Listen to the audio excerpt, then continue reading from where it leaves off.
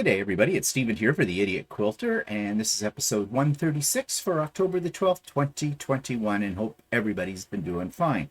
Well, I've been at it again, making Christmas gifts, and, well, finishing them up, actually. So I just finished my Christmas quilt that's going to be a gift, and I thought I'd insert a little video clip here to show you what it looks like. So I've got my Christmas quilt all done now. It's all layered, it's got its binding on it, it's completely quilted. And this is going to be a gift. And I'm going to take you for a little closer up look at the quilting on this. So hang on. So in the center of this quilt I did an applique bell. I placed that on here. I stitched it onto it. In hindsight, what I probably should have done was quilted the quilt first and then put the applique on. But I ended up actually quilting over top of the bell, and that just gives it a little extra security to hold it onto the quilt, and it didn't really give me any problem this time, but I still think it's a better idea if you quilt it later. Now, this has little bits of bumps and bulges in it at the moment. Those are not tucks. I just took it out of the dryer. I washed it because this is going to be a gift, and to make it a little softer and everything. And as it hangs a little bit of time, those will kind of drop out of it. But I wanted to show you the quilting. I did the quilting on Lucy, the long arm machine. And so you can see here the gold lines. And I think it turned out pretty good. Now, this quilting that's in this is not really a Christmas design. It's a leaf design, but the leaves reminded me of holly to a certain extent. So that's why I used it, because I didn't really have a Christmas one to use. And I didn't want to wait around until I finally got one. I wanted to get this done. As I said, it's going to be a gift. So I'm pleased with the way it turned out, and I'll show you the back here. And this is the back of the quilt, and you can see I made some more flying geese and put them in this orientation, so it sort of looks like Christmas trees in a row. At least it does to me, maybe not to you. You don't see the quilting from a distance on the back of this quilt as well as you can see it on the front, and that's okay. It blended in pretty well with the backing fabric, and no one looks at the back anyways. So yeah, it's all done, and you can even see down here in the corner I have labeled the quilt as well. So this one's ready to wrap up, and come December it will be delivered to its recipient. I was also busy making that braided twist table runner that I showed you a week ago, the one that's with the circles and you flip it around to get the design. It looks like a twist. Well, I did make that. I did finish it, and so I'm going to show you a picture of the finished product right here, a little video of the finished product. And I think I say in the video I talked to you about whether or not I would make another one. So here's the little video clip I did about the braided twist table runner. So I just finished this Christmas table runner, and it's called the Braided Twist, and I showed the pattern on the Idiot Quilter a couple of weeks ago, and there's a special ruler that goes with this. It's kind of interesting to put it together, but you want to know something? For the amount of trouble that it was to put it together, I don't think it's really worth bothering. Sorry, but that's just the way I feel about it. Now, I suppose if you make another one, you can get a little bit more elaborate with the design, and it would be easier the second time around. But, you know, it looks okay, but it just doesn't appeal to me to bother putting in the time and effort to make another one. But I thought I'd show it to you. So this is the front, and this is the back. So in a sense, it is reversible. It doesn't call for any top stitching, but I found that I like that a little better. They use some fusible webbing in it as opposed to batting. I'm not so sure about that either. It doesn't call for any quilting. I could do some quilting on it, but because it doesn't have any batting in it, it just has fusible interfacing, I don't think the quilting would stand out that well. So if I was to ever make another one, I might consider substituting more of possibly a fusible batting in it, although I'm not sure if that would work, because of the way this goes together, there's a twist here that literally you have to twist it to get this design in it. It's difficult to explain without going into the details of the instructions for this pattern. So anyways, I did it. It turned out okay. And as I said, I don't think I'm going to be making another one anytime soon. So what was I up to also last week? Well, on Wednesday of last week, which was the first Wednesday of the month, I had my monthly craft and chat session, which is a Zoom, and it went over quite well. But during that, because this is the first time I have done a craft and chat in my new setup, and I have a new camera setup as well, there was some technical problems. I didn't really notice it that much, but others did. And the camera that I use to focus on my cutting table and on my sewing machine when I'm sewing with everybody else was a little blurry. And Walter mentioned this to me. I tried a few adjustments, they didn't seem to work. Now, what I use to record these videos with is Logitech webcams. I have a C922, which is what I'm using right now when you see this, and I have a couple of HD cameras as well. Well, they're all HD, and I believe those are the 920s, and they're good cameras. They cost about $100 a piece. They've been around for a while, but they're still very good cameras. But I discovered that really these cameras are what they say they are. They're webcams, and they're meant to take or to record a video where you're sitting maybe about a foot away at the most from your camera. When you have a longer distance than that, you just can't focus. You can't do any close-ups. Everything is blurry. There's, even in my case, there was a bit of a haze. I think that was the lighting. Just not really great quality. So I played around with different things. I went on the internet. I looked at what other people had done. Some people had said, yes, they had the same problem. This was inherent to these type of cameras. And they got around it by opening up the camera and adjusting the lens. Well, it looked like it was fairly involved, and I really didn't want to take a chance of breaking one of these cameras if I did something like that. And knowing me, I would break it. So I just left it. Well, I did some more research, and Walter did some research, and we found that Logitech has another camera called a Stream Cam Pro, I think is what it's called. And after we did some searching, we found that it has a focal length of 10 millimeters up to infinity. It is much more pricey. It's twice the cost, but I felt it was worth the investment if it gave me what I wanted. So I took the chance. I ordered one from Best Buy. We went in and picked it up same day and got it home, plugged it in, and yes, it works like a charm. And I'm going to show you what I mean by that right here. This is my cutting area using that camera. It's nice and clear. It's very sharp. And what I can do is I can alter the focus, or zoom in actually, onto my cutting table a little closer and onto my sewing machine as well if I need be. So for those of you that join us on Craft and Chat, you will find this should make a bit of an improvement, at least in terms of looking at me. It's all about me, isn't it? Well, no, not really. So anyways, I have other cameras set up here in the room for different shots. Like I have this one. This is the overhead. Ooh, that's not good. I guess I knocked my camera a little sideways. I didn't realize that. But anyways, you get the idea. Now, if this camera works out okay, then I might invest in another one as well.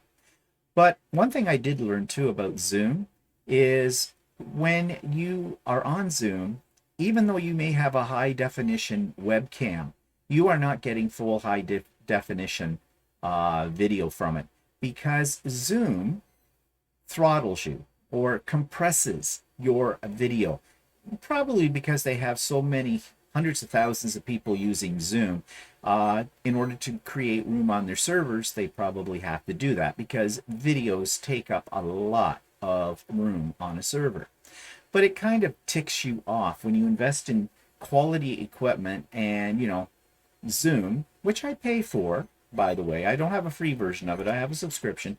They turn around and they reduce the quality of your video signal. But live and learn. And it's not like I'm on Zoom every day. So this camera will be really great for if I do any kind of tutorials or want to show something in that area, I can do that. And the thing too is my cameras are all sort of, well, they're not permanently set up in the room, but they're set up in such a way that I don't have to keep readjusting them, except that one I just showed you. I noticed that I must have knocked it with something. But anyways, it just makes life that much easier.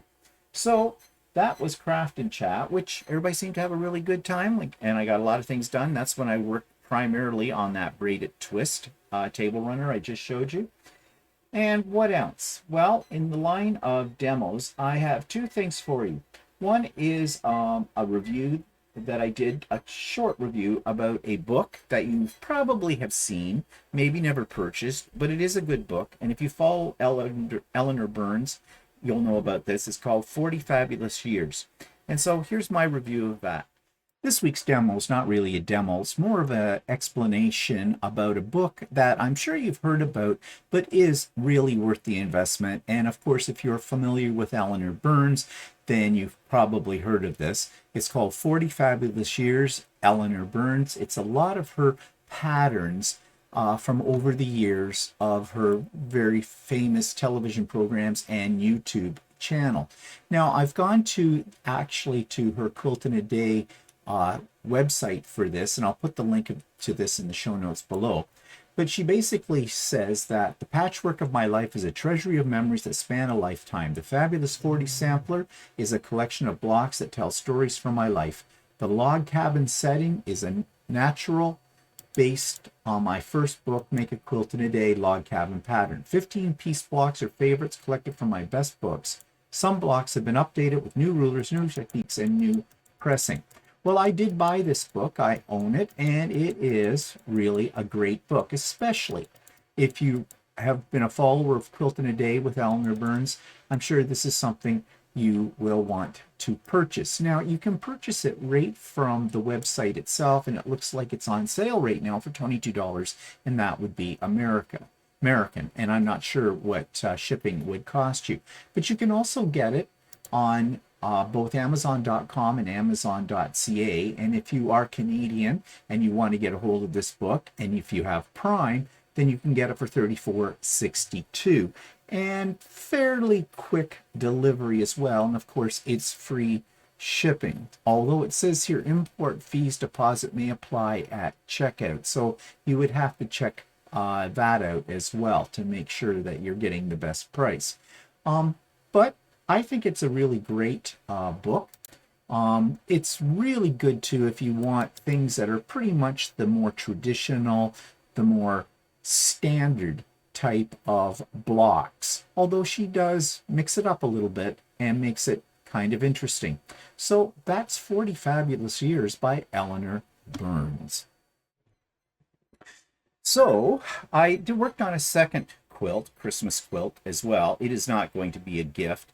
It was just one I made from the leftover scraps from that other quilt that I showed you. But I ran into some problems with it. Well, first of all, it is a Scrappy quilt. Well, that's fine. But I got it all loaded up onto Lucy, my long arm machine, and I was going to quilt it and everything. And then I realized that I had forgot that when I made this quilt top, I had done some embroidery in each one of the blocks on it. So there was already sort of some quilting on it. I was originally going to use a pantograph, but if I did that, it would go over top of that embroidery, and I think that would make it look like a mess. So I decided, okay, don't time like the present, but let's do a little free motion quilting on it to the best of my ability. So I did. And well, it turned out okay. It is what it is. It's a Scrappy quilt. I'm not giving it to anybody. It's just a throw size. It'll do, you know, watching TV, get a little cold, throw it on top of you, whatever. It'll look nice on the back of a couch as a decoration at Christmas.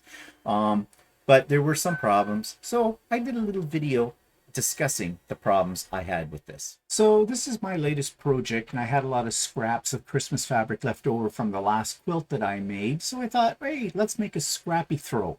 So that's what I did. But this was a little bit of a disaster. And this is why I'm called the Idiot Quilter, because I made some really idiot moves on this. And I'm going to point them out to you. Now, first of all, it doesn't look bad from a distance. And I did quilt it. But let's just take a look here in this middle block.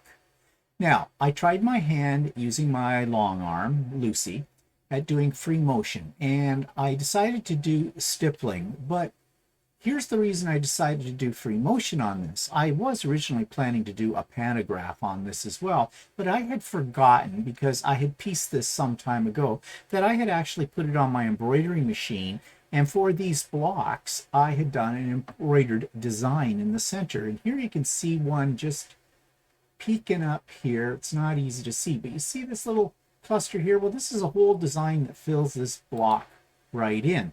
So if I had done a pantograph, it would have gone over top of that, and I think it would have looked like a real tangled mess. So I decided to try my hand at free motion. Okay, then let's take a look. I decided to start in the middle. That might have been a mistake. I was thinking that I would do a different sort of pattern in each block. So I started with this block, and if you notice here, I went back and forth. Again, not easy to see in this picture, but I just basically went back and forth, back and forth, back and forth. And when I came to the edge of the embroidery, I just sort of carried over down to the side and then along the bottom, then back up, and then I had to travel.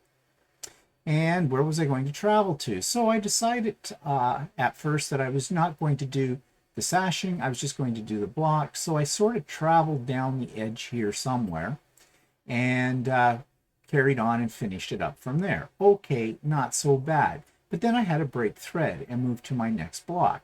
So I decided that that might not be such a good idea. So in this one, I decided to go up and down, up and down, up and down, just curvy and around the embroidered part and finish that up. But again, I had to break thread. So I've decided, okay, well, I'll finish this row off by doing the same thing here as I did in that other block. But then I went into the sashing. And I thought, oh, shoot, I wasn't going to do that, but I might as well. So I came back and I finished the sashing. So now I decided, okay, this is what I'm going to do. I'm going to start in the sashing. I'm just going to do a meander, and that'll allow me to wind around the embroidery here in the center and come around, and then I can go to this one and back and forth, and I don't need to break thread. And yes, that worked out okay, and I got over to the sashing.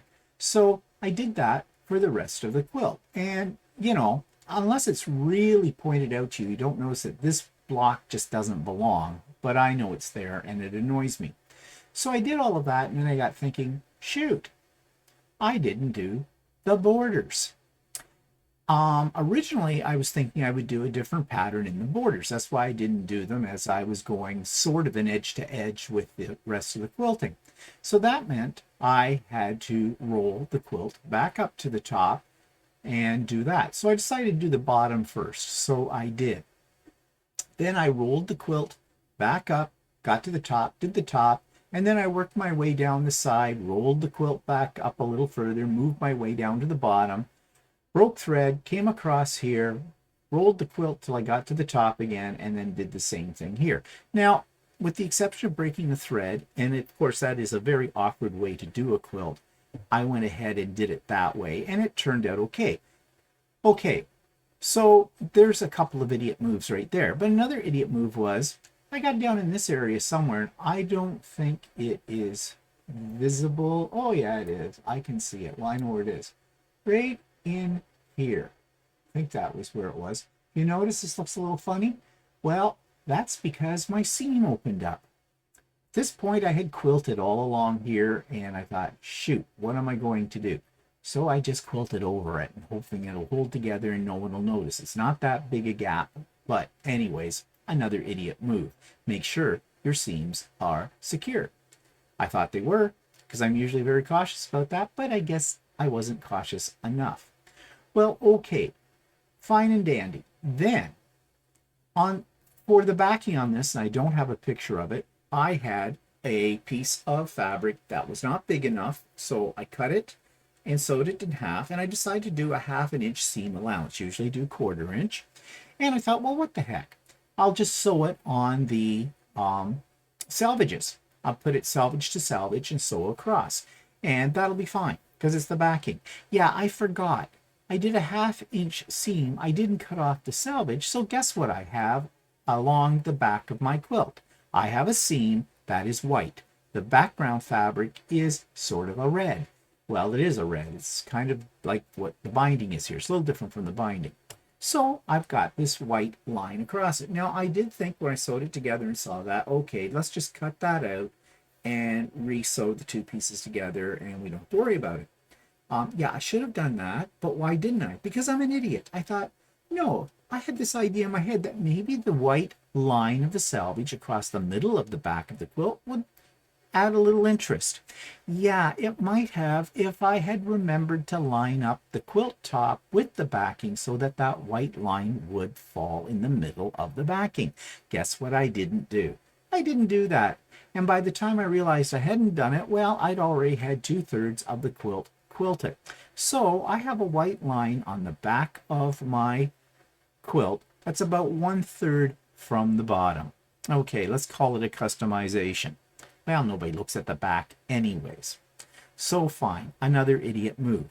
Then I bound the quilt. Now, I have been having some trouble with binding for some reason, getting my corners mitered, and I have come up with a method. Well, it's not really my method, but I watched it on a YouTube video, and somebody was stopping 1/4 inch from the corner when they are first sewing down their binding, and then fold the corner pieces over and everything. And then when you got to the front of the quilt and you did it all, and I do it all, I don't do it by hand, although I'm beginning to think maybe I should. I do it by machine. When it came to the corner, I'd have enough fabric to fold things over neatly at a 45-degree angle. So I have a nice mitered corner. Yeah, that was my theory.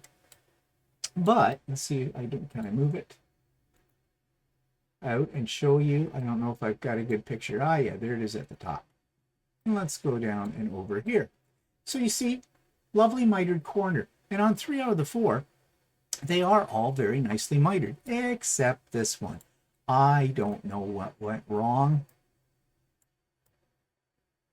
I mean, it's not a major problem. Would anybody notice it if I didn't point it out to them, or if they weren't a quilter, they wouldn't notice it probably. But I do, and I hate myself for it, and I have no idea why this happened. I do not. The other 3 corners went along very nicely. Maybe I didn't square up my quilt quite right, although I did take some time to square it up carefully. Now, of course, this quilt's a little distorted right now because it's laying on a carpet on the floor, and I'm taking it from the picture of it from a very awkward angle. So that was another idiot quilter move. Now, the whole thing about this is, this quilt I learned from. And the other thing is, it's not going to be a gift. It's not for anybody. It's just a throw. I was using up scrap fabric. So, you know, am I really worried about it? Plus, I was sort of practicing some free motion quilting using the long arm, so it served its purposes for that. This would make a wonderful dog bed. People next door have a little dog. I wonder if they need a dog bed or mat. Well, anyways, maybe I'll mention it to them. But maybe their dog will be too precious to sit on this reject. I don't know. But anyways, I thought this was an opportunity to point out mistakes that can happen to anybody. And I'm not going to cry over it. I'm not going to worry about it. In 100 years' time, different people, no one will care. And that takes me to the subscriber quilt of the week. And this is one by one of my regular viewers and subscribers, Donna Van de Bogart. And she has sent me along a picture of a table topper that she has done, which is very nice. And here it is. This week's quilt of the week from a subscriber is not a quilt, but a table topper. And this is by Donna Van de Bogart. And we've seen some of her creations before, and they're all very, very lovely. But this one especially is breathtaking. If you look at the detail that's in here with the scallop, and it looks to me like it has been either appliqued or it has been embroidered. Let's take a little closer look at this. So we have a pieced center, but we have what looks like embroidery in the sashing pieces. And this part up here, it's a little difficult to tell, but I would say that that's also embroidered. and a satin stitch around these scallops. This is very much a very complicated piece. Now, Donna didn't say very much about this. She just said, I made this for my sister. It's a table topper and it's 27 by 42. I would say the level of detail and the work put into this, look at the quilting here. Let's just go in over on a corner where we can see it a little better. Really, really nice. So intricate in its detail. So, Donna, I need to know a little bit more about this because it is absolutely stunning. So thank you for sharing that with us, Donna. And that takes us to the YouTube channel of the week. And this is for you long armors out there, which I am now very proud to say I have entered the ranks of. And this is by APQS, which is the company that manufactured and supplied my Juicy Lucy long arm.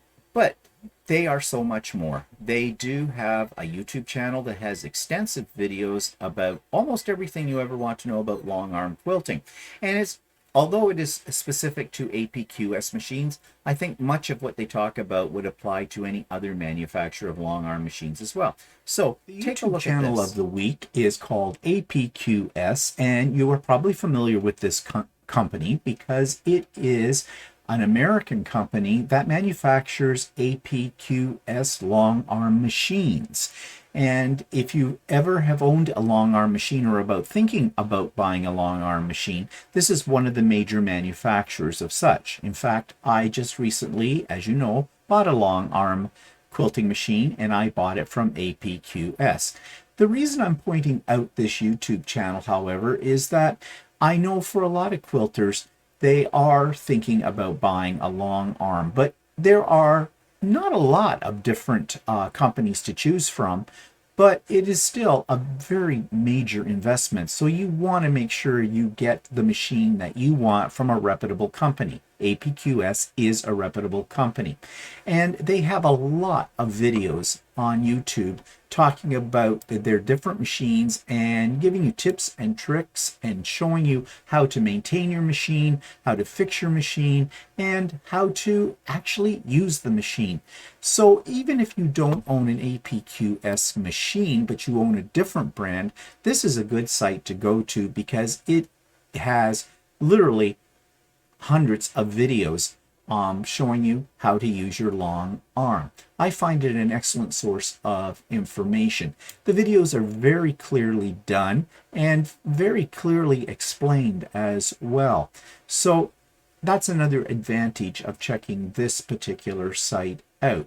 So that's APQS, which I believe stands for American Professional Quilting Systems. I could be wrong about that, but I think that's what it stands for. And they've been around for many, many years. So check out their YouTube channel.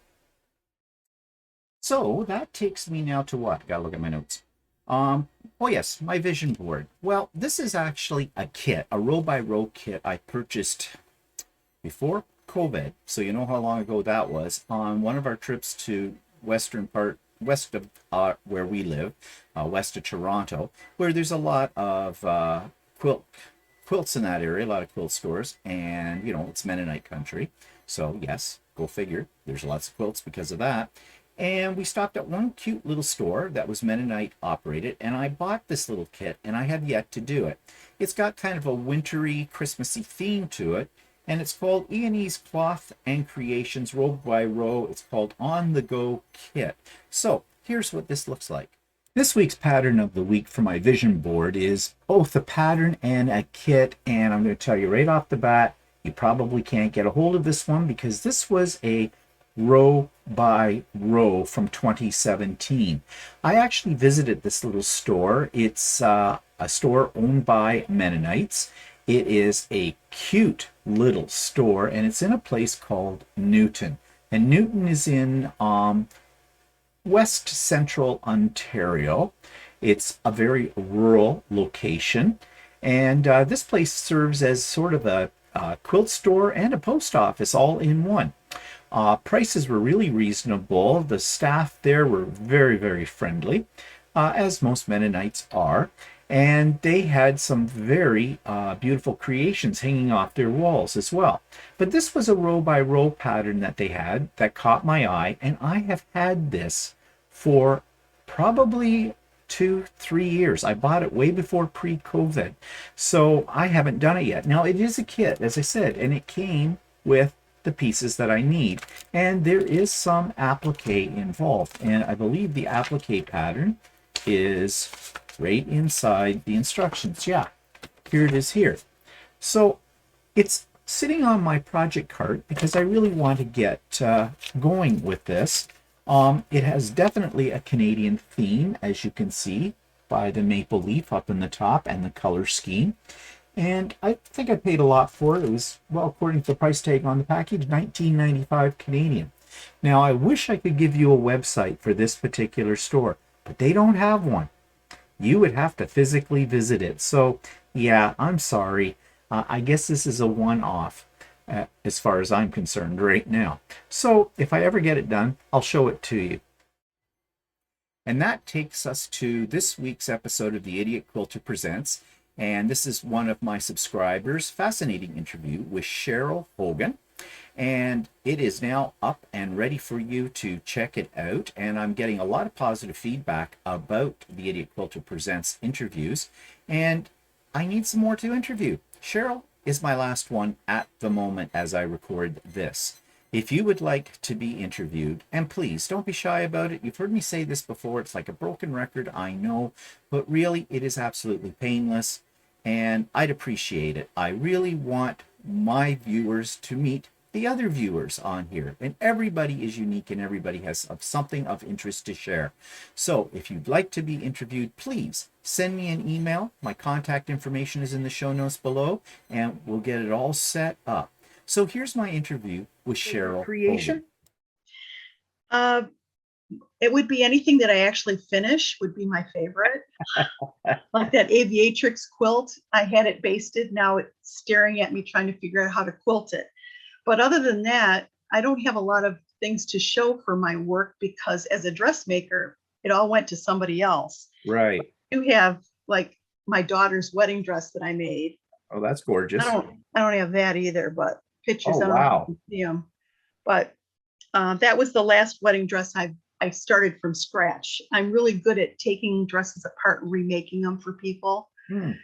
Making mom's dress fit that's this much too small, that kind of thing. Cutting up wedding dresses and making christening outfits and communion dresses, that kind of thing I like to do still. I like to take things apart and put them back together. In a new way, though. So that's the creativity part of it all, too, really. Yeah. So, what type of quilter or sewist would you describe yourself as? Are you more traditional or modern or experimental or? I would say more modern to experimental. I like to learn to do things. I'm a great one for taking classes. Oh, okay. And buying toys. That's why I like to watch you on your shows because I pretty much have everything that you've reviewed except for the long arm. And you'll find the link to that interview in the show notes below. Now it's time for me to critique one of my quilts. Actually, this is a Christmas banner. Could actually also be a table runner if you wanted to. Works both ways. And it's one I made, I think I made it last year about this time. I don't really remember. I got to write these things down. But here I go with a critique of my own work. This week's quilt of my own that I'm going to critique is actually a banner. And I made this banner, I think maybe last year for Christmas. I don't really remember. I should date these things.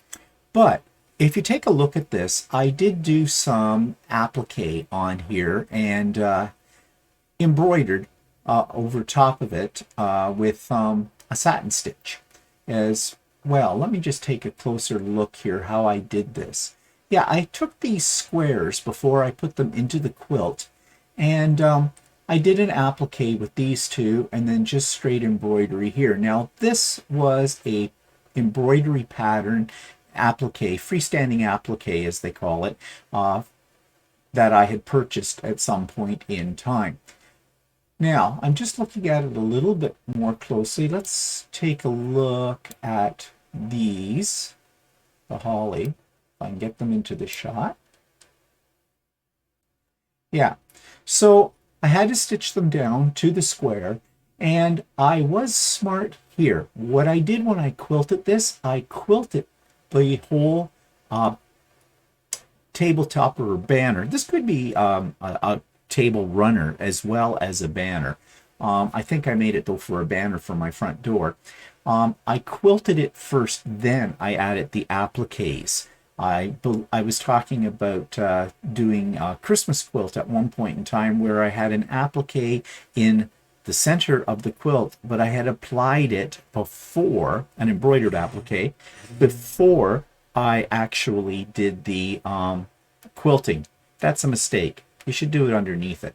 At least I think so. The quilting on this is just basically walking foot quilting, wavy line. Didn't have a long arm at that point in time. But I think it turned out nice. And as I said, it serves two purposes. It could be a table runner or it could be a banner. Actually, I just thought of this as well while I'm talking about it. I did prairie points on the edges. I don't often do prairie points, and I think this is the first project that I ever put prairie points on. And I kind of like them. They're not something I would do a lot of, but they turned out pretty good on this particular banner. Also, this is my own design. This was not a design from a book. So overall, I think it's very festive. I think it turned out okay, and it's going to look great again this year when I put it up on my front doors of my house. And that takes us to the online fabric store of the week. Now, this one is out of the province of Quebec. I don't think I've done any from Quebec yet. In fact, it's funny. In this country, the concentration of quilt stores all seem to be out in the West, in Alberta, BC, that kind of thing. But this one is in Quebec, and it is called Mad Moody Quilting Fabrics. Say that fast 5 times. Very interesting store. And here's my detailed, in-depth rented lips review of it. This week's online quilting store is called Mad Moody Quilting Fabrics, and I believe they're located in Saskatchewan. Why don't we just check it out and see? Well, we'll do that in a minute. Let's look at their front page. I usually judge, my first impression of a quilt store online is what's on their front page. So they have a listing of everything that you're going to find here right up front, and it looks like everything is linked. So they have new arrivals, all fabrics, fabric collections, currency. That's interesting. What's that about? I guess you can switch over to Canadian dollars, and I guess that's what I have done now. They have free shipping on orders over $100. Special of the week up here as well. They have kits, handmade items, grab bags, gift cards. They have quite a selection of different things here, but the truth will be in what's in each section. So let's go to About Us just for a second to figure out exactly where they're located. They are, oh, sorry, I thought they were Saskatchewan. They are not. They are in Quebec. That's interesting. I don't think I've reviewed a store in Quebec. And interesting thing here, they're in Quebec, but they are all in English. So that's good for me because I really can't read much French, that's for sure. They talk about their goals. And they have a picture of the inside of their store. Doesn't look huge, but it's kind of cute. And they have contact them and whatnot. And oh, you can switch it over from English to French. Well, we're going to stay in English. And I have switched over to Canadian dollars. So that is also good. Okay, let's get into their fabrics. And what do we have here? All fabrics and all products. So let's just take a look. 16.25, 16.25, 12.50. This is Canadian dollars. I'm assuming that that is by the meter or yard. We'll check that out. Oh, they have wide backing. I like that. I like that one too. The shimmer. I've had some of the shimmer from Northcott before. So it looks like here they have 24 pages of fabric. So lots to choose from. And just let's take a look here. It says all products, but if we filter by 10-inch squares, 106, 108, 110, 2.5-inch strips, and then they have different brands, and they seem to carry quite a different variety of brands and designers as well. Yeah, so there seems to be quite a lot here. What I'm interested in is the price. If you put it in the cart, shipping is calculated at checkout. Length, 1/2 meter from bolt. Ooh. That's 1/2 a meter, 16.25 for 1/2 a meter. That's expensive. Let's go back. Maybe it's just that particular fabric. Let's find, oh, well, that's 106 inches. Okay, I get that then, because that's a wide backing that I clicked on. Lots of wide backing to pick from. Yeah, that's good because, wide backing is something that not all stores carry. Let's go into something like Batiks and see what the price is on that. Okay, here's one that I am familiar with from $380. Looks like there's a sale price here.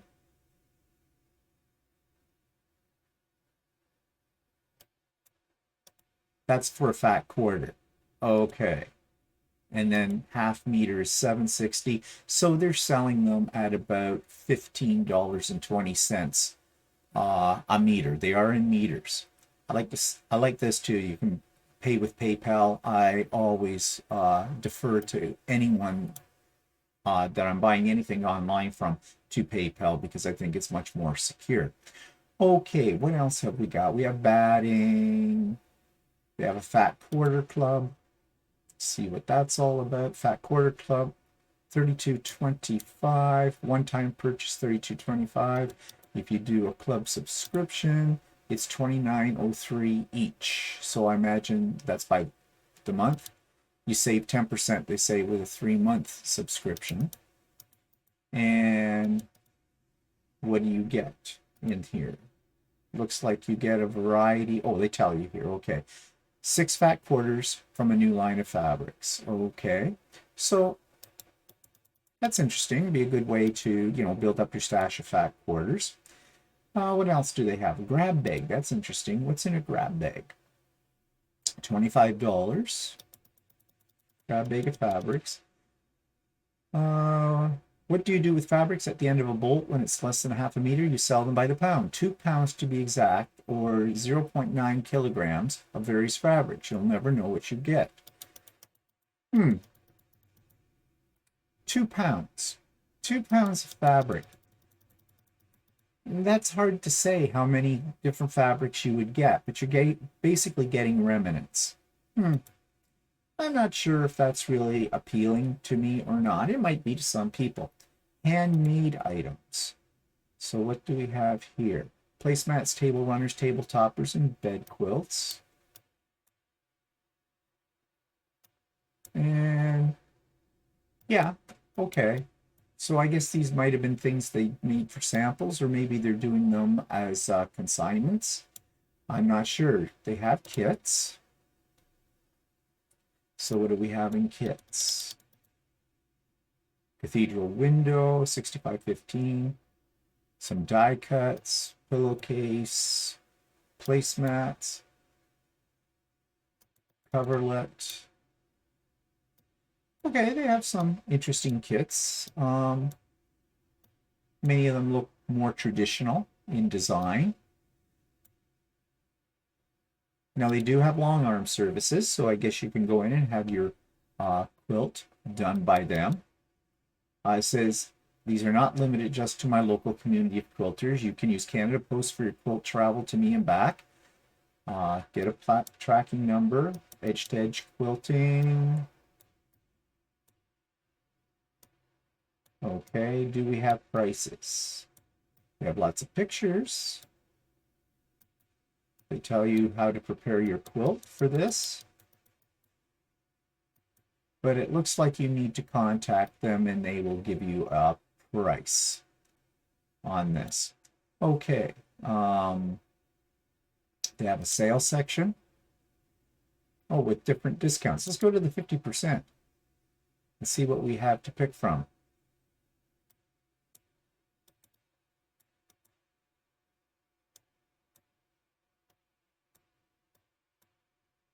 Okay. Getting rid of a few old things here, I guess, but that's okay. Notions.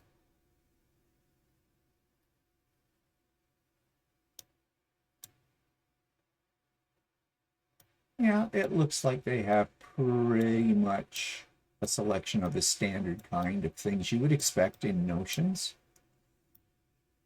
And what's this about virtual shopping? You can now enjoy some virtual shopping via the video conferencing. Please contact me and we can schedule some time. I have everything needed on my end. At a minimum, you need a computer with a current browser to join my video conference via this link. Huh, interesting. So you can book a time and actually, I guess, talk to the staff and they can take you around the store and show you what they have. That's interesting. I have not come across a site that has something like that. And what do they sell in threads? And what do we have? Aurifil. Yep. And that seems to be what the only kind of thread they sell is Aurifil by the looks of things. Now, I'm wondering about shipping. We know they have free shipping of orders over $100, but let's say you have less than that. Let's wonder about us. I wonder if the shipping is there.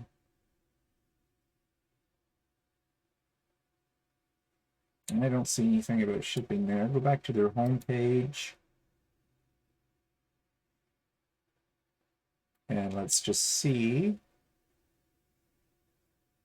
if they have a list of things at the bottom of their page. They do not. So let's do a little experiment here. Let's order something. Well,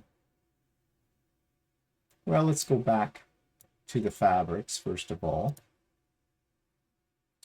And let's pick, since they come up first, some wide back.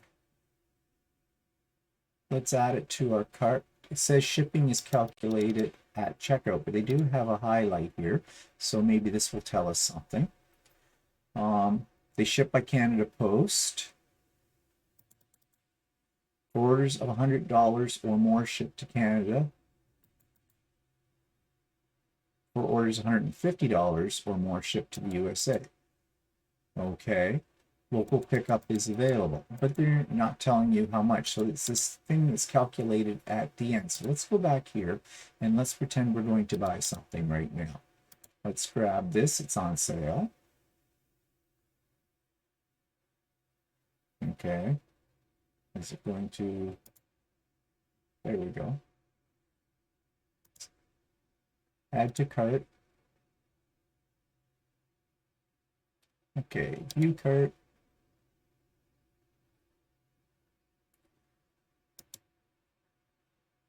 If I do a checkout,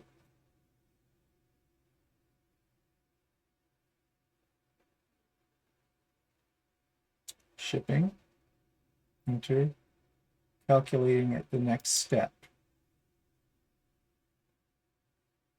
Looks like I'd have to fill out all my personal information here before I would see what it is. So I'm not going to do that for obvious reasons. So if it's going by Canada Post, it'll be probably whatever the current rates are in for Canada Post shipping. So overall, this quilt store, let's get back to the home page. Well, Mad Moody Quilting Fabrics, that's hard to say fast, is interesting. I have not seen a store online yet, or haven't reviewed one that was in Quebec, so this is something different. And they have some unique features like their virtual shopping and their Fat Quarter Club that make them stand out a little bit from other companies. And their prices seem to be about par for the course. So that's another store in Canada that you can check out if you're interested. So what's coming up? Well, starting today when I record this, which is Tuesday, October the 12th, Walter's on a 3-day course. He's off to learn all about altering and making garments, more garments. This is a little bit more sophisticated type of course that he is taking. It's a little bit more detailed, but I am sure he will have no problems with it because Walter is just a natural at making garments. So he's been prepping all week for this 3-day course. It's just done here locally in this town we live in, so from 9 to 5. So for today, tomorrow, and the next day, he's off to do that. So I'm here all by my little lonesome, which will give me a chance to play with Lucy a little bit more and, get some more projects done. I always have a project. Always. One? No, usually several. So anyways, I hope you have a very productive week, and I hope you have a very creative week, and we'll see you next week. Bye for now.